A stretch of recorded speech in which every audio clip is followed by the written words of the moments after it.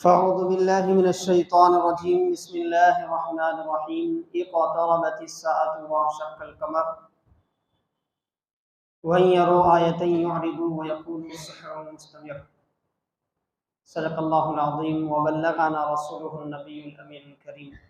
ان اللہ وملائکته یصلون علی النبی یا ایھا الذین آمنوا صلوا علیہ وسلموا تسلیما اللہم صل علی سیدنا مولانا محمد وآلہ وصحبہ وسلم۔ سامعین محترم، عزیزان گرامی،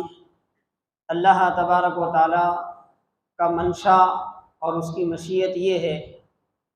کہ پیارے آقا علیہ السلام پر پیغمبران اعظام، تمام نبی، تمام مرسلین، رسولان اعظام علیہم الصلاۃ والتسلیم کی دعوت کے سلسلے کو مکمل کر دیا جائے۔ اسی لیے اللہ تبارک و تعالیٰ نے آقا علیہ السلام کو آفاقی رسالت عطا فرمائی، آفاقی شریعت عطا فرمائی، اور ایسی کتاب اللہ تبارک و تعالیٰ نے اپنے حبیب علیہ الصلاۃ والتسلیم کو عطا فرمایا کہ صبح قیامت تک آنے والی انسانیت کے لیے اس میں رہبری ہے، رہنمائی ہے۔ اور سامعین محترم، عزیزان گرامی، قرآن کریم تمام علوم و فنون کا مرکز ہے۔ مشہور صحابی رسول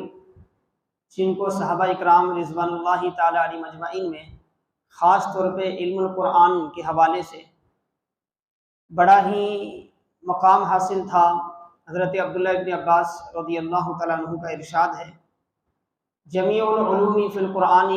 لیکن تقاصر عنہ افہام الرجال، یعنی تمام علوم،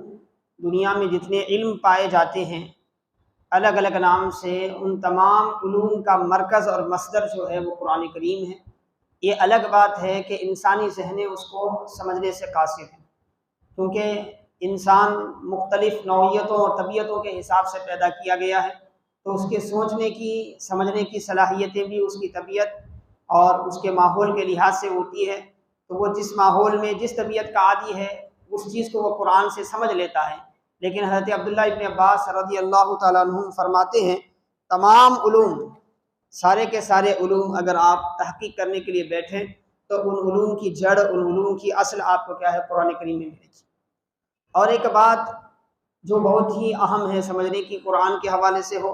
رسول اللہ صلی اللہ علیہ وسلم کے پیغام کے حوالے سے ہو، آپ کی دعوت کے حوالے سے ہو، آقا علیہ السلام تشریف لائے، کیسے ماحول میں تشریف لائے؟ قرآن خود کہتا ہے هو الذی بعث فی الامیین رسولا، یعنی وہی ذات ہے جس نے ان پڑھوں میں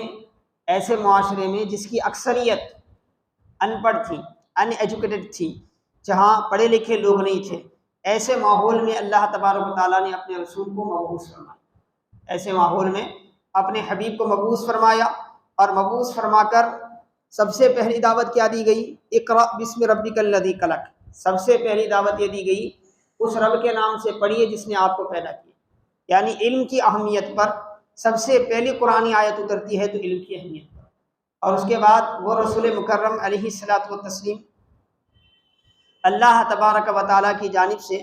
انہیں وہ علم سکھایا جاتا ہے جس کا نہ آج تک اذہان انسانی احاطہ کر سکی ہے، نہ صبح قیامت تک احاطہ کر سکی، کیونکہ انسانی کوششوں سے حاصل ہونے والا علم جو ہے اس کی ایک حد ہوتی ہے، اس کا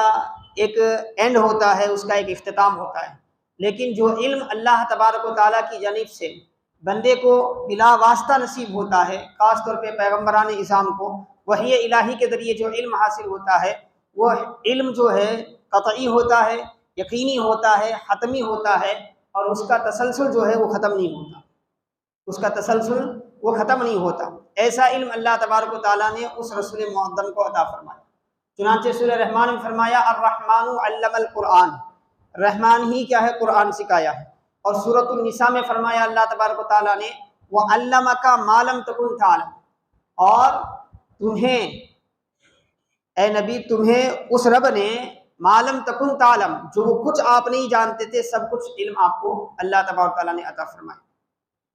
اور رسول اکرم علیہ السلام کے ارشادات کے ذریعے بھی آپ کے علم کا کمال، آپ کے علم کی جامعیت کیا ہے معلوم ہوتی ہے۔ کئی روایتیں اس پر ہیں، مسند احمد کی ایک روایت ہے، صحابہ اکرام فرماتے ہیں رسول اللہ صلی اللہ علیہ وسلم نے وہ اللہ کی معرفت کے حوالے سے ہو، اللہ کے صفات،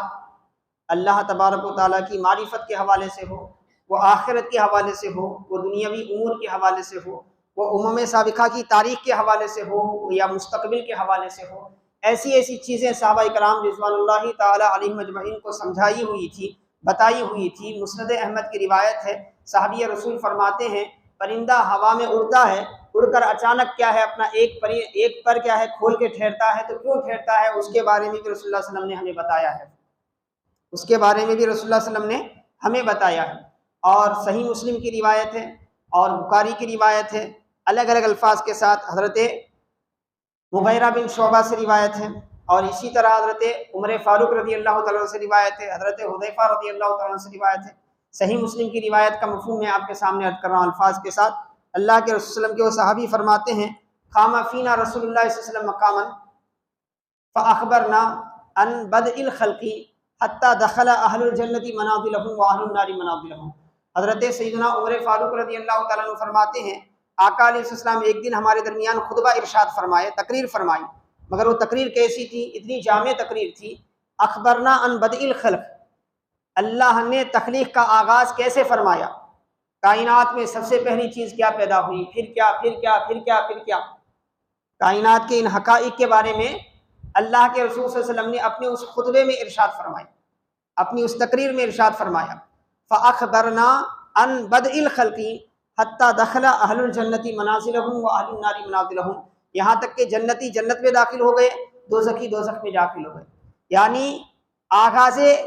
تخلیق سے لے کر اپنے زمانے، پھر اپنے زمانے کے بعد صبح قیامت تک، یہاں تک کہ قبر، قبر کے بعد حشر، حشر کے بعد حساب و کتاب، اور حساب و کتاب کے بعد دو گروہ ہوں گے انسان کے، ایک گروہ جنت میں جائے گا، ایک گروہ جہنم میں جائے گا۔ جنت میں کون کون، کس کے مقامات کہاں ہیں، کون کون کہاں چلے گئے، یہ بھی رسول اللہ صلی اللہ علیہ وسلم نے ارشاد فرما دیا، اور جہنم میں کون کون گیا، کس کا کیا کیا ٹھکانہ ہے، یہ بھی اللہ کے رسول نے ارشاد فرما دیا، یہ بھی اللہ کے رسول نے ارشاد فرمایا۔ حدیث صحیح جس کو امام مسلم نے بھی روایت کیا، امام بخاری نے بھی روایت کیا، ان کے علاوہ امام احمد بن حنبل نے مسند میں روایت کیا۔ تو سامعین محترم عزیزان گرامی، کہنے کا مطلب کیا ہے، جس معاشرے میں اللہ تعالیٰ نے اپنے حبیب کو بھیجا، جو معاشرہ بالکل علم سے دور تھا، کسی بھی حیثیت سے علم نہیں تھا، 100 افراد میں بڑی مشکل سے 1-2 افراد ایسے ملتے تھے جو اس زمانے کی زبان لکھنا پڑھنا بڑی مشکل سے جانتے تھے، اکثر افراد ایسے تھے جنہیں پڑھنا نہیں آتا تھا۔ لیکن قرآن کا یہ معجزہ ہے، رسول اکرم علیہ السلام کی صحبت کا یہ اثر ہے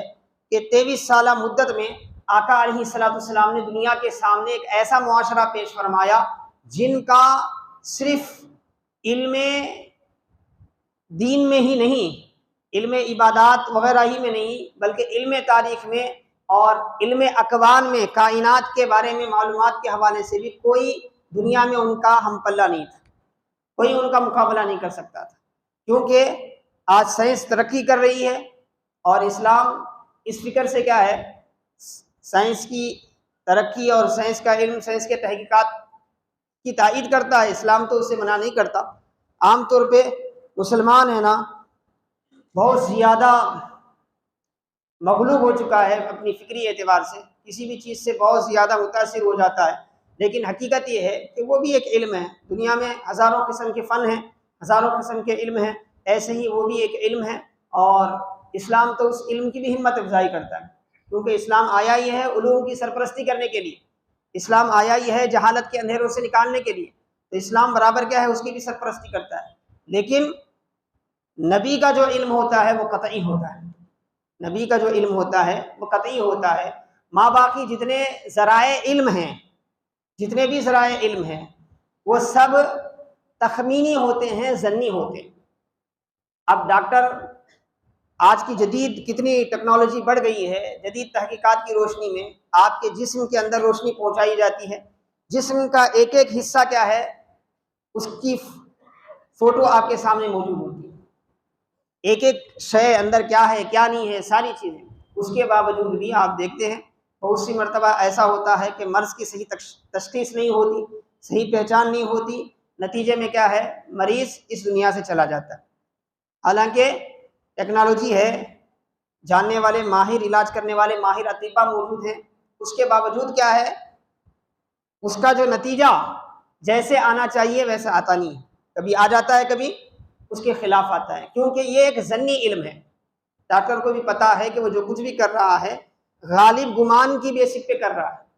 یقینی طور پہ اسے بھی نہیں ہے کہ بس یہی گولی کیا ہے اثر انداز ہونے والی ہے، یہی دوا کیا ہے اس کو اس بیماری کو مارنے والی ہے، نہیں، ایک تجربہ ہے، اس کا پریکٹس ہے، تجربہ ہے، اس تجربے پہ کیا ہے وہ کام کرتا ہے۔ ایسے ہی دنیا کا کوئی بھی علم لائیں آپ، دنیا کا علم کوئی بھی لائیں، اسلام اس کا رد نہیں کرتا، اس کی ہمت افزائی کرتا ہے اور اس کو پڑھنے سیکھنے کا حکم بھی دیتا ہے، اور اپنی عام زندگی میں کیا ہے اس کو استعمال کرنے کا بھی حکم دیتا ہے۔ لیکن کسی بھی حوالے سے آپ اس علم کو نبی کے علم سے ٹیلی نہیں کر سکتے، نبی کے علم سے ٹیلی نہیں کر سکتے، وہ ایک جدا چیز ہے اور پیغمبر کا علم ایک جدا چیز ہے، کیونکہ پیغمبر کا علم جو ہے وہ تجربات کی روشنی میں حاصل نہیں ہوا، سائنس کا علم تجربات کی روشنی میں حاصل ہوتا ہے۔ اسی لیے آپ دیکھیں روز اول سے سائنس کا جب سے آغاز ہوا ہے اس سے لے کر آج تک ان کی تھیوری بدلتی رہتی ہے، کل کے سائنسدان کچھ کہتے تھے، بعد میں آنے والے کیا ہے سابق سائنسدان کے اس تھیوری کو غلط ثابت کر کے پھر دوسری بات وہ کہتے ہیں اپنی تحقیقات کی روشنی میں، پھر آنے والے کل آج والوں کی تھیوری کیا ہے بدل جائے گی، پھر یہ چلتا رہے گا، کیونکہ ایک انسانی تحقیق ہے، انسانی کوشش ہے، جن کے سامنے جیسا جیسا حقائق رونما ہوئے، جتنے اسرار کھلے، جتنے راز اٹھے، اتنے راز کے حساب سے وہ اپنی گفتگو کرتا ہے۔ لیکن پیغمبر کا معاملہ وہ نہیں ہے، پیغمبر کو جو بھی بات بتائی جاتی ہے وہ قطعی ہوتی ہے، وہ قطعی ہوتی ہے، اس میں ظن کا دخل نہیں ہوتا۔ تو حاضرین محترم عزیزان گرامی، ہمارا اسلام روز اول سے اس بات کی تائید کرتا ہے کہ ہمارا معاشرہ جو ہے وہ پڑھا لکھا معاشرہ ہو، وہ دین کے اعتبار سے بھی جاننے والے ہوں، معلومات رکھنے والے ہوں، دنیاوی اعتبار سے بھی ان کا علم سب سے زیادہ ہو، وہ ہر ایک سے۔ اسی لیے رسول اللہ صلی اللہ علیہ وسلم کی ایک حدیث پاک کا مفہوم ہے، آقا نے فرمایا الحکمت ضالۃ المومن اینما وجدت فہو احق بہا، فرمایا حکمت، دانائی، حکمت اور دانائی جو ہے ایک ایسی گمشدہ پونجی ہے، جہاں بھی یہ نظر آئے اس میں سب سے بڑا حق، سب سے زیادہ حق، سب سے پہلا حق کس کا ہے؟ بولے مومن کا ہے۔ مطلب مومن کو بڑھ چڑھ کر کیا ہے اس میں حصہ لینا چاہیے، اس سے پیچھے رہنا نہیں چاہیے، بلکہ بڑھ چڑھ کر کیا ہے جہاں بھی دانش کی بات آئے، جہاں بھی علم کی بات آئے، جہاں بھی دانائی کی بات آئے، جہاں بھی حکمت کی بات آئے، اسلام اپنے ماننے والے کو یہ نہیں کہتا کہ بھئی تم پیچھے رہو، تمہیں وہاں جانے کی ضرورت نہیں ہے، نہیں، بلکہ اسلام تو اجازت دیتا ہے۔ آفاق میں گردش کر رہے ہیں آج کل، حال ہی میں کیا ہے ہمارے وطن عزیز میں ایک بہت بڑا واقعہ رونما ہوا چندرائن کے حوالے سے، یعنی چاند تک پہنچنے کے لیے جو بھی جدید ٹیکنالوجی کے حساب سے جو کوشش کی گئی، بڑی خوشی کی بات ہے، بحیثیت ہندوستانی ہم اس پر بڑا فخر کرتے ہیں، لیکن اس کے ساتھ ساتھ آپ دیکھیں گے ہمارے بعض زاویوں میں اس کو ایک الگ زاویے سے کیا ہے دیکھا جانے لگا۔ ہمارے مسلم معاشرے میں بھی ہم دیکھتے ہیں نا، میسج وغیرہ پڑھتے ہیں تو سمجھ میں آتا ہے کہ بھئی اس کو آپ اللہ کے نبی کے معجزے سے کیوں ٹیلی کر رہے ہیں؟ اللہ کے نبی کا معجزہ کیا ہے؟ اللہ کے نبی کا معجزہ ہے کہ اللہ کے وسلم کے اشارے پر چاند دو ٹکڑے ہو گیا تھا، اور یہ ایک ایسی حقیقی بات ہے، ایسی حقیقی بات ہے کہ ہر مومن کا اس پر ایمان ہے، ہر مومن کا اس پر ایمان ہے۔ آج دنیا میں جتنے بھی فرقے ہوں گے اہل سنت کے علاوہ، میں نہیں سمجھتا کہ کوئی بھی فرقہ جو ہے آج الا ماشاء اللہ، جہاں تک ہمیں پتہ ہے، ہمارا مطالعہ ہے، آج جو مسلمانوں میں جتنے فرقے موجود ہیں اہل سنت کے علاوہ، اہل سنت تو مانتے ہی ہیں، اہل سنت کے علاوہ جتنے فرقے موجود ہیں سب بھی اس معجزے پر متفق ہیں، رسول اللہ صلی اللہ علیہ وسلم کے جو معجزہ ہوا چاند کے دو ٹکڑے، لیکن اس کو دور حاضر کی تحقیقات کو ٹیلی کرنے کی ضرورت نہیں ہے، اس کو مقارنہ کرنے کی ضرورت نہیں ہے، ایک الگ چیز ہے اور پیغمبر کی بات ایک الگ چیز ہے۔ اور جہاں تک ہم دیکھے ہیں کل کی جو تحقیقات ہیں، آج کی جو تحقیقات ہیں، آنے والی کل کی تحقیقات ہیں، اکثر تحقیقات سے اسلام ہی کی تائید ہوتی ہے، اسلام ہی کی تائید ہوتی ہے۔ کبھی قرآن کی کوئی آیت جو برسوں پہلے قرآن پیارے آقا پر نازل ہوا اور اس نے ایسے وقت اس کی حقیقت کو بیان کیا جس وقت اس کے بارے میں سوچا بھی نہیں جاتا تھا، آج تحقیقات آئی تو وہ حقیقت ایسی ہوتی ہے سمجھ میں آ رہا ہے، وہ حقیقت ایسی ہوتی ہے سمجھ میں آ رہا ہے۔ تو سائنس ایک تائیدات کا کام کرتا ہے، لیکن سائنسی نقطۂ نظر سے ہمیں مذہب اسلام کو دیکھنے کی ضرورت نہیں ہے، کیونکہ ہمارا ایمان یؤمنون بالغیب والا ہے، یؤمنون بالغیب والا ہے۔ سیاسی تحقیقات ایک علم ہے، ایک فن ہے، اور اس سے خلق خدا کا فائدہ بھی ہوتا ہے بہت سے میدان میں۔ جتنی تحقیقات بڑھتی ہے نا اتنا زیادہ کیا فائدہ بھی ہوتا ہے۔ آپ دیکھیں کل کو اور آج کو، علاج کے معاملے میں لیں آپ، علاج کے میدان میں دیکھیں آپ، کل کو اور آج کو کتنا فرق ہو گیا ہے۔ بیماری کو وقت سے پہلے پہچانا جاتا ہے اور وقت سے پہلے اس کا علاج کیا جاتا ہے۔ بڑے سے بڑا مسئلہ اگر ہو بھی گیا تو اکثر اوقات کیا ہے ایسا ہوتا ہے، اللہ کا اگر کرم ہوا تو آپریشن سے کیا ہے اس مسئلے کو حل کر لیا جاتا ہے۔ تو جتنی تحقیقات بڑھ رہی ہے نا، اس تحقیقات سے کیا ہوتا ہے، انسان کا فائدہ ہوتا ہے، اور اسلام اس سے منع نہیں کرتا بلکہ اسلام تو اس کی تائید کرتا ہے، اسلام اس کی تائید کرتا ہے۔ اسی لیے آپ دیکھیں دنیا کا کون سا بھی نیا مسئلہ آیا تو آپ کو بحیثیت مذہب اس کی اگر تائید کرنے والا کوئی مذہب آپ کو ملے گا تو آپ کو اسلام ہی ملے گا۔ خون دینے کا مسئلہ آیا، اعضا دینے کا مسئلہ آیا، نئے نئے طریقے سے اب ہمارے سامنے کسی کے اعضا کو لے کر کیا ہے کسی اور کو لگانے کا مسئلہ آیا، اس پر ہمارے پاس جو بحث ہوتی ہے نا وہ سائنسی اعتبار سے بحث نہیں ہوتی، شرعی اعتبار سے بحث ہوتی ہے کہ شرعی طور پر ایک کو دوسرے کا خون دے سکتے ہیں کہ نہیں دے سکتے۔ پھر بالآخر علماء اکرام تحقیقات کر کے قرآن و حدیث کی روشنی میں اپنا فیصلہ صادر فرماتے ہیں، اور فیصلے کیا ہے، بھائی اگر کوئی مر رہا ہے اس کو آپ کے خون دینے سے زندگی ملتی ہے تو یہ تو سب آپ کا کام ہے۔ اور یہ بات صرف دنیاوی نقطۂ نظر سے نہیں کہی جا رہی بلکہ دینی نقطۂ نظر سے کہی جا رہی ہے، اور اس پر استدلال کس سے کیا جا رہا ہے، قرآن کریم کی آیت سے۔ اللہ تبارک و تعالیٰ قرآن کریم میں فرماتا ہے آپ اگر کسی ایک جان کو ناحق مارتے ہیں تو گویا آپ سارے انسانیت کے قاتل ہیں، اگر آپ کسی ایک جان کو بچا لیتے ہیں تو گویا آپ ساری انسانیت کے بچانے والے، ساری انسانیت کے بچانے والے ہیں۔ اور آپ کا خون کسی کی زندگی بچا رہا ہے تو قرآن کی اس آیت کے بالکل حکم کے موافق ہے نہیں ہے۔ تو یہ قرآن کریم کی خاصیت ہے، یہ شریعت اسلامیہ کی خاصیت ہے۔ تو حاضرین محترم عزیزان گرامی، خلاصہ کلام کیا ہے، میرے آقا علیہ الصلوۃ والسلام نے 23 سالہ زندگی میں اپنی اعلان نبوت کے بعد جو 23 سالہ زندگی ہے، یہ 23 سالہ زندگی میں اپنے صحابہ اکرام کو ہر میدان میں سب سے زیادہ باکمال کیا۔ اس دور میں دنیا میں جو علوم و فنون تھے ان سب میں سب سے زیادہ مہارت دلائی میرے آقا علیہ الصلوۃ والسلام نے۔ کسی بھی خطے کا کوئی علم آتا، کسی بھی علاقے کا کوئی علم آتا تو آقا بالفور اس کو رد نہیں کرتے بلکہ اس کو دیکھتے اور اسلام کی مزاج سے وہ میل کھاتا ہے یا نہیں میل کھاتا، اگر میل کھاتا تو اس کی اجازت دیتے۔ چنانچہ کتب احادیث میں ایک روایت ملتی ہے، صحابیات آ کر پوچھتے بچھو کاٹ لیا، تو پرانے دور میں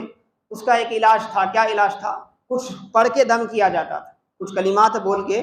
دم کیا جاتا تھا، اس کو رقیہ کہتے ہیں، عربی میں رقیہ کہتے ہیں۔ اور رقیۃ شرعیہ بلکہ آج بھی مل رہا ہے آپ کو، بہت سے لوگ سننے کے لیے دیتے ہیں، قرآن کی مخصوص صورتیں وغیرہ اکٹھا کر کے کیا ہے سنایا جاتا ہے، اور اس کا فائدہ بھی ہوتا ہے۔ قرآن ہے نا بھی فائدہ ہوگا، آپ کی ہماری بات کا اگر فائدہ ہو رہا ہے، سامنے والے پہ اثر ہوتا ہے، اللہ کے کلام کا تو بدر سے زیادہ اثر ہوگا۔ تو رسول اللہ صلی اللہ علیہ وسلم نے کیا فرمایا، منع نہیں فرمایا بلکہ کیا فرمایا، پہلے مجھے بتاؤ کیا ہے، بتاؤ کیا ہے۔ اس کے بعد دیکھے تو بعض چیزیں تھیں مناسب تو آقا علیہ السلام نے اس کی اجازت دے دی، بعض چیزیں مناسب نہیں تھی تو اللہ کے وسلم نے اسے منع فرما دیا۔ اسی طرح جنگ بدر کے موقع میں آپ دیکھتے ہیں، جنگ بدر میں کیا ہوا، جنگ بدر کے موقع پہ آپ دیکھیں قیدی ہو گئے، تو پورے تقریباً کثیر تعداد میں مشرکین جو آئے تھے وہ قید ہو، تو اللہ کے وسلم نے مشورہ کیا، مشورے میں یہ بات طے ہوئی کہ جو قیدی ہیں ان کو چھوڑ دیا جائے فدیہ لے کر، تاکہ اسی دولت سے اسی مال سے کیا ہے مسلمانوں کے سماجی بیک گراؤنڈ کو مضبوط کیا جائے، اور جن کے پاس پیسہ نہیں ہے اور وہ کوئی علم جانتا ہے، لکھنا پڑھنا جانتا ہے، تو مسلمانوں کے بچوں کو فدیے کے طور پر لکھنا پڑھنا سکھائیں۔ اگر کوئی فن جانتا ہے، کوئی کام جانتا ہے، ہنر جانتا ہے، ایسا ہنر ہے جو مسلمانوں کے پاس نہیں ہے، تو ایسے آدمی سے یہ کہا گیا کہ بھئی وہ پیسہ نہ دے بلکہ اپنا ہنر ہمارے بچوں کو سکھائے، اپنا ہنر ہمارے بچوں کو سکھائے. یہ رسول پاک علیہ السلام کی سیرت کے پہلو ہیں. تو آقا علیہ السلام نے 23 سالہ زندگی میں مدنی معاشرے کو، پیارے آقا کے اس معاشرے کو، اس اصحاب کو قرآن میں بھی، قرآن کا بھی انہیں قاری بنایا، قرآن کا انہیں حافظ بنایا، قرآن کا انہیں عالم بنایا. سب سے زیادہ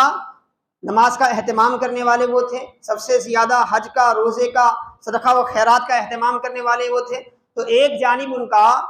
دینی اعتبار سے اتنا مضبوط تھا، تو وہیں دنیاوی علوم و فنون میں کوئی ان کا ہم پلہ بھی نہیں تھا.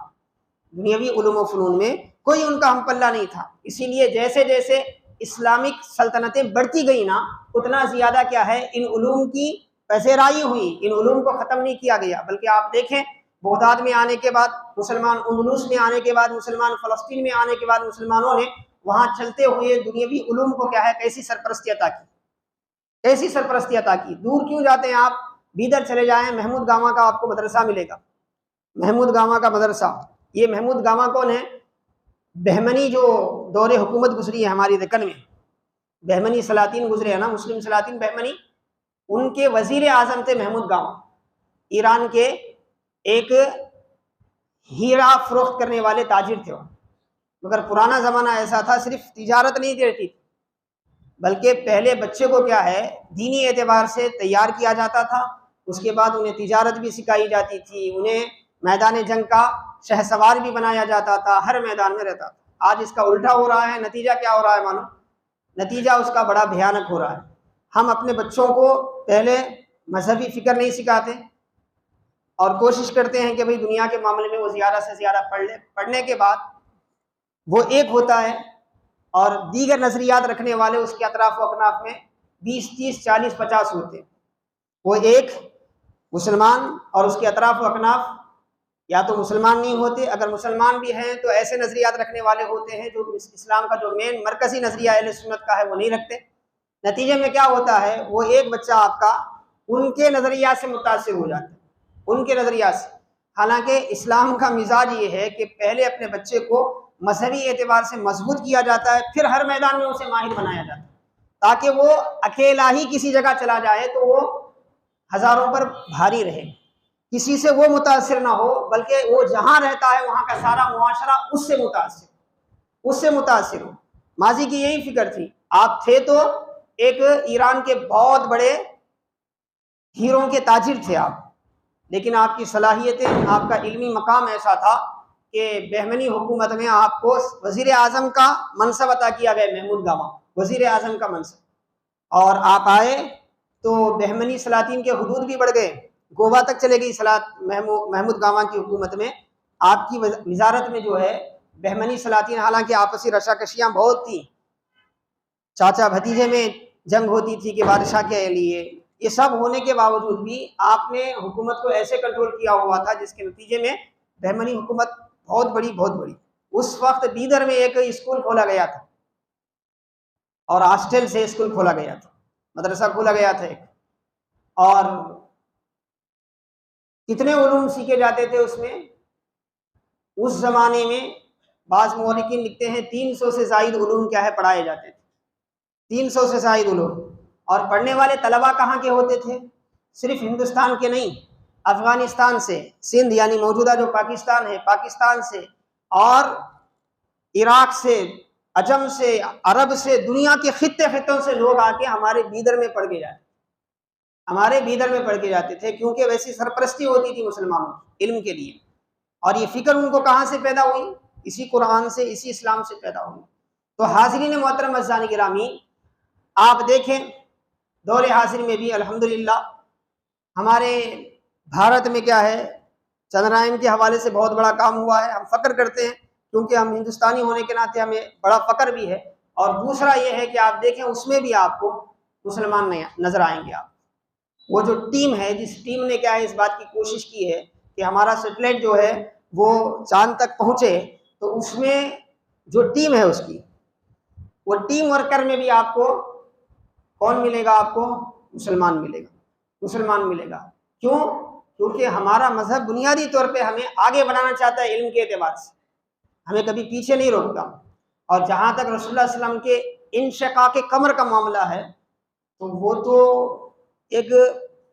قدرتی بات ہے، کیونکہ نبی کا معجزہ در حقیقت فعل الہی ہوتا ہے، اللہ کا فعل ہوتا ہے، اور وہ تو بالکل حقیقت ہے، اسے ہم کسی سائنسی اعتبار سے یا کسی کے نہیں ماننے سے نہ اس کے تعلق سے ہمارے دل میں شک پیدا ہو سکتا نہیں، بالکل جیسے سورج کے نکلنے کے بارے میں ہمیں شک نہیں ہے نا، سورج کے نکلنے کے بارے میں کوئی بھی اگر دنیا کا آدمی قسم کھا کے بھی بولے کہ سورج نہیں نکل سکتا تو ہم نہیں ماننے والے کہ سورج نکلے گا، نکلے گا، سورج کا نکلنا یقینی ہے نا۔ ایسے ہی میرے مصطفیٰ کا چاند کو دو ٹکڑے کرنا بھی یقینی ہے، چاند کو دو ٹکڑے کرنا بھی یقینی ہے، اس کے بارے میں ہم نہ کسی کی تحقیق کو سنتے ہیں نہ کسی کا، اور جہاں تک ہے نا شرعی مسئلہ شرعی اصولوں پہ کیا ہے مانا جاتا ہے، نہ کہ دنیاوی اصولوں پہ، اور شرعی اصول یہ ہے کہ قرآن نے خود اس بات کا ذکر کیا، جیسا کہ میں نے خطبہ مسنونہ کے بعد تلاوت کی، سورۃ القمر پارہ نمبر 27 میں سورہ قمر ہے، سورہ قمر، قمر کے معنی کیا آتے ہیں عربی میں؟ عربی میں قمر کہتے ہیں، اردو میں ہم اسی کو چاند کہتے ہیں،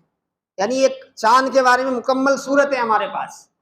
پوری مکمل صورت ہے سورۃ القمر، اور اس میں اس نام کو صورتوں کا نام ایسا کیوں رکھا جاتا ہے؟ اس کی وجہ یہ ہے کہ قرآن کریم کی کسی بھی صورت میں بہت سی چیزیں آ جاتی ہیں، احکام آتے ہیں، واقعات آتے ہیں، اور حقائق عرضی آتے ہیں، حقائق سماوی پہ گفتگو ہوتی ہے، آسمان کے رازوں کو بھی بتایا جاتا ہے، زمین کے رازوں کو بھی بتایا جاتا ہے، انسان کی اصلاح بھی کی جاتی ہے، انسان کے اندر چھپے ہوئے عیبوں کو بھی ظاہر کیا جاتا ہے، اس کو اصلاح کرنے کا طریقہ بھی بتایا، سب کچھ ہے، لیکن اس میں کسی ایک اہم واقعے کو عنوان بنا کر کیا ہے سورہ کا نام دیا جاتا ہے، جیسے سورہ اخلاص ہے، قل اللہ احد کے سورہ کو بولتے ہیں نا ہم کو سورہ اخلاص، کیوں؟ کیونکہ پورے سورے میں اللہ کی ذات کو صفات کو بیان کیا گیا، سب سے بڑھ کر کیا ہے اس میں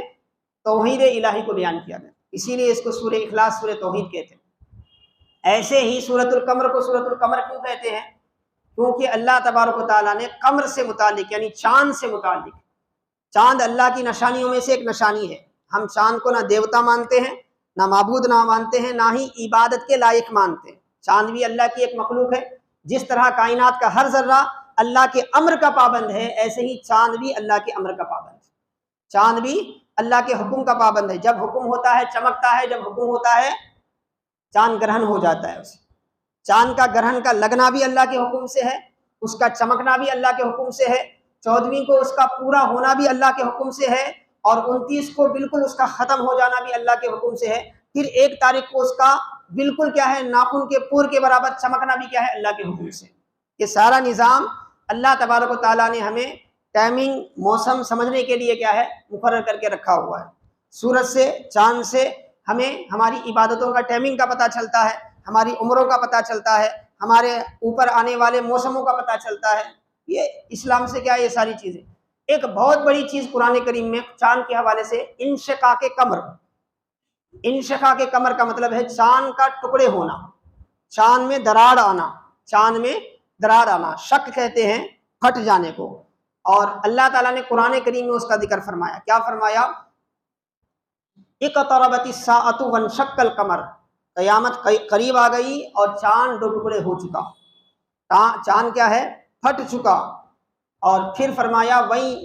يَرَوْا آیَةً يُعْرِضُوا وَيَقُولُوا سِحْرٌ مُسْتَمِرٌ، اور وہ نشانی دیکھتے رہیں اور بھی دیکھیں نشانی،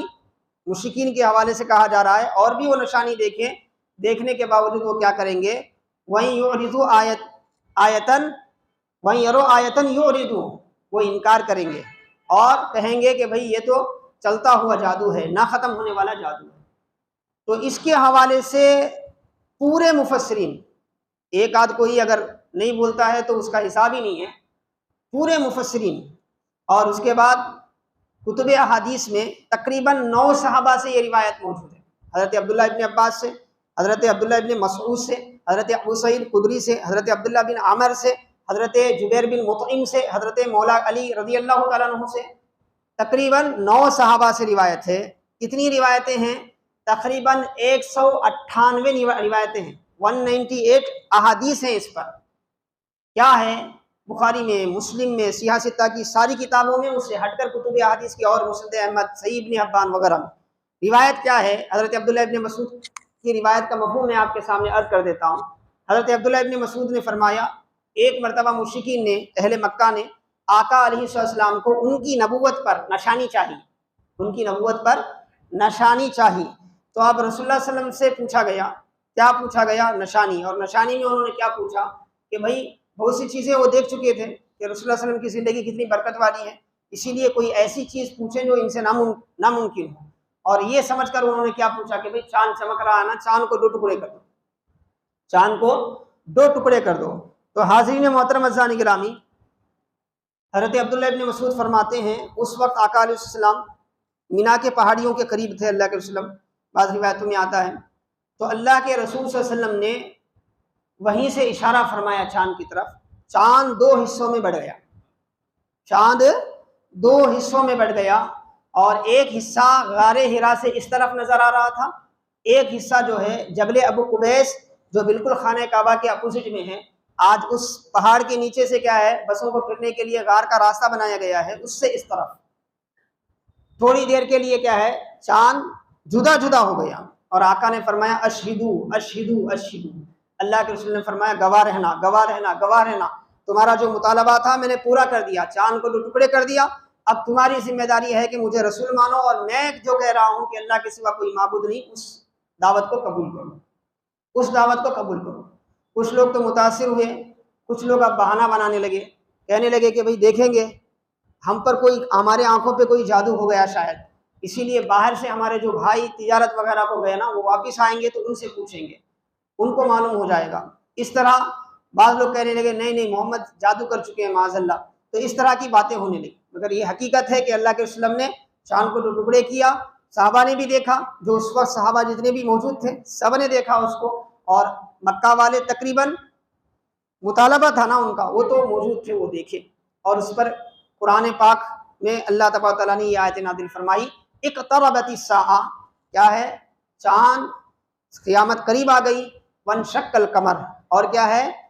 سورج چاند جو ہے وہ ٹکڑوں میں بٹ گیا، وہ ٹکڑوں میں بٹ گیا۔ اب اس کے حوالے سے ہمارا عقیدہ تو صاف صاف ہے، یہ اللہ کے وسلم کا معجزہ ہے، اور اللہ کے رسول کا معجزہ در حقیقت فعل الہی ہوتی ہے، اور اللہ کی قدرت سے کوئی چیز ناممکن نہیں ہے، ناممکن نہیں ہے۔ اب دنیا یہی سمجھا رہی نا، آج سائنس، کل تک یہی ہوتا تھا کہ بھئی یہی بتایا جاتا تھا کہ بھئی چاند کے قریب نہیں جا سکتے، سورج کے قریب نہیں جا سکتے، آج چاند کے قریب جا رہے ہیں، اور آنے والے دنوں میں نہیں معلوم اور کیا کیا تحقیقات انسان کے سامنے آئی، لیکن اسلام نے 1400 سال پہلے اس حقیقت کو واضح کر دیا، کیا ہے زمین ہو، آسمان ہو، چاند ہو کہ سورج ہو، یہ ساری کائنات جو ہے اس کا بنانے والا وہی رب العالمین ہے جو وحدہ لا شریک ہے، اس کے سوا کسی کی عبادت روا نہیں ہے۔ اب اس کے حوالے سے بعد میں تحقیقات ہوتی رہی،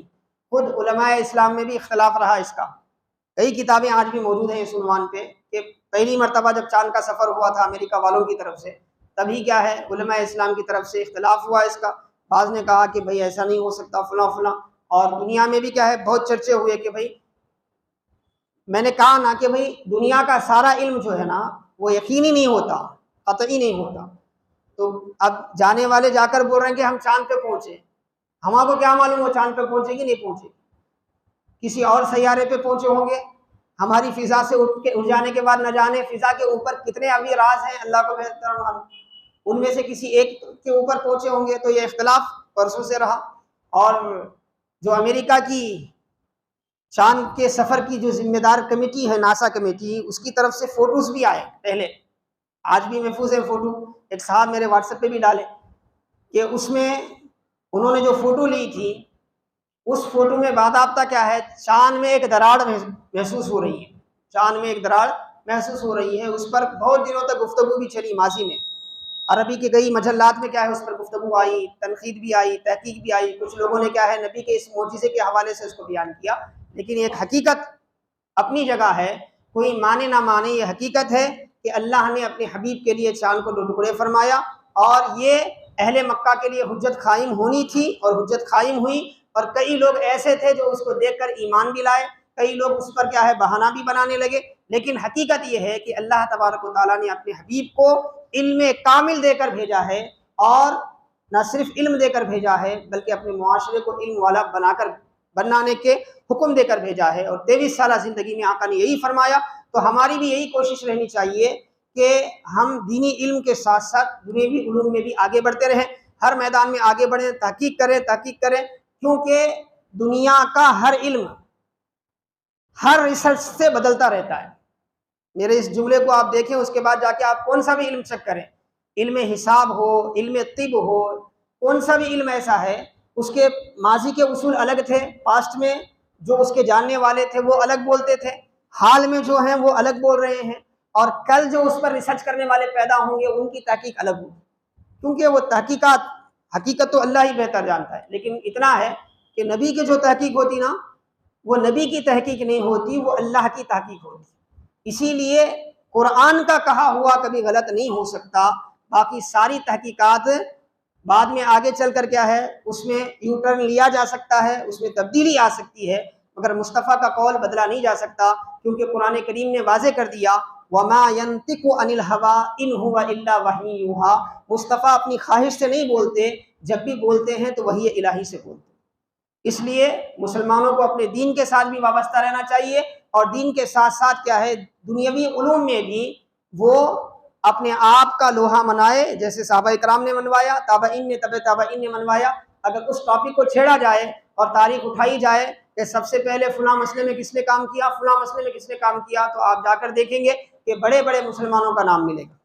بڑے بڑے مسلمانوں کا آپ کو نام ملے گا۔ تو اسی لیے آج بھی مسلمان پست ہمت نہ ہو، کسی کو دیکھ کر، کسی کو سوچ کر کیا ہے، غیر جو کرتے ہیں نا اس کو، ہمارے نبی کو کسی سائنسدان سے ملانے کی ضرورت نہیں ہے، کیونکہ مصطفیٰ کی نظر سے ہزاروں سائنسدان پیدا ہوتے ہیں، مصطفیٰ کی نظر سے ہزاروں سائنسدان پیدا ہوتے ہیں، مصطفیٰ کی تعلیم سے ہزاروں سائنسدان پیدا ہوتے ہیں۔ مذہب کا جو معاملہ ہے وہ بالکل اعلیٰ، وہ اعلیٰ ہے، کیونکہ اس کا تعلق رب العالمین سے ہے۔ اللہ پاک کی بارگاہ میں دعا ہے کہ اللہ تبارک و تعالی ہمیں فکر صحیح عطا فرمائے، اور ہمیں قرآن پاک کا صحیح علم عطا فرمائے، ہر قسم کی کجی سے، گمراہی سے اللہ پاک محفوظ فرمائے، اور دنیوی علوم میں، دنیوی فنون میں اللہ تعالیٰ امت مسلمہ کو مہارت اور کمال عطا فرمائے۔ صلی اللہ تعالی علی خیر خلقہ محمد وآلہ وصحبہ اجمعین، والحمد للہ رب العالمین۔